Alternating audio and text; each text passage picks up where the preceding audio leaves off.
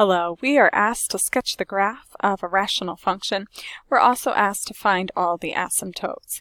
We're going to be using a graphing calculator to do all of this, and so we'll actually start with the graphing calculator and look at that picture and use that picture to help us figure it all out.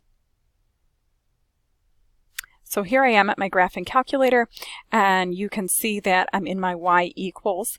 And so the first thing I want to do is to type my equation. When I'm typing a rational function, it's really important that I group the numerator and the denominator. So I'm starting with a parenthesis, x squared, and then we have minus 1. That's the end of my numerator, so end parenthesis divided by, and then again, it's very important to group my denominator. So that's where I have x plus 2. All right. When I'm picking a window, I typically start with zoom and option 6, which is a standard algebra window. And that's not always perfect, but it usually shows me some of the graph, and I definitely see some of the graph here. With a rational function, our graphs are typically rather complex, and we see that this one has 2 parts. We actually can see that there would be a pole or vertical asymptote right here between the 2 parts. And if you have the TI-83 calculator, your calculator will actually draw that asymptote for you. And then if you have a newer calculator, it will not, because that asymptote, although important, is not actually part of the graph, but where the graph is undefined. Just by looking at the picture, it looks to me like that appears at this -2. And if I go into my table, I should see an error there. So let me set up my table, have it start at 0, go up by 1s, look at my table, and we thought that we would see an error at -2, and I do. So that is definitely where that vertical asymptote is, where there is a domain restriction because we cannot divide by 0. So I'm going to go back to my PowerPoint slide to draw my graph and to actually write out the asymptotes.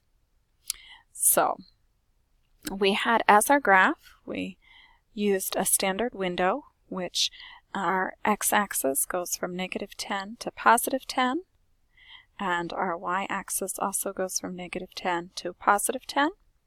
And we saw a small section of the graph here, and we saw a little bit bigger piece of the graph up in this area. So something of this nature.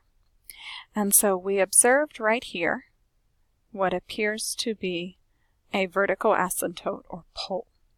So this is referred to as a pole or as a vertical asymptote.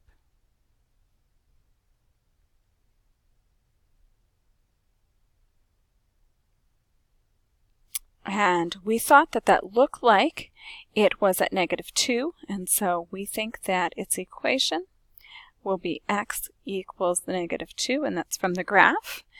And we know that any pole or vertical asymptote will occur where we have a 0 here. So I can double check with the algebra. X plus 2 equals 0, and that would definitely solve for x equals -2. So that is my pole.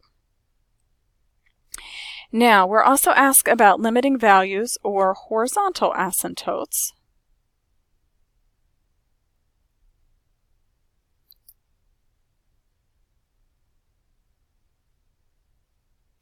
And again, I want to just look at what I'm seeing on the graph and make a prediction and then double check with the algebra.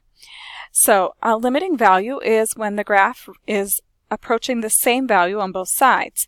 So when I look over here to the left, this looks like it would continue on to -infinity. And when I look over here at the right, this looks like it would go to +infinity. So on the left and the right of my graph is heading in opposite directions. Because of that, I would think there is no limiting value.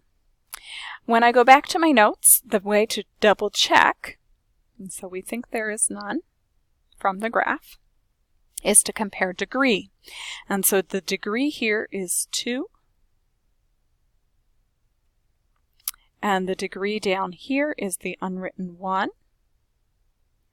And so we have the degree of the numerator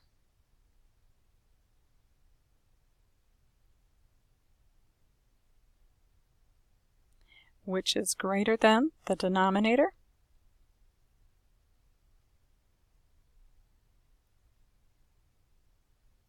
And when we look that up in our notes, that again points us to no or none in the limiting value or horizontal asymptote. So in both categories, we did the algebra and we had the graph, and it's truly the algebra that confirms what we see on the graph.